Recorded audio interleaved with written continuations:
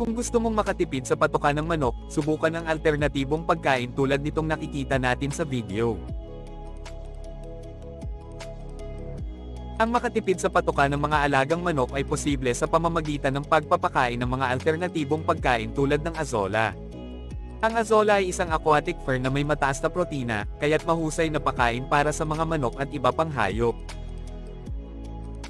Pwede itong pang-snack sa manok, or haluan ng kaunting commercial feeds. Isang indikasyon na mataba ang ating azola ay ang pagkakaroon ng mahahabang ugat na nagpapakita ng malusog na paglago. Available po ang ating azola. Mag-comment lang sa gustong bumili.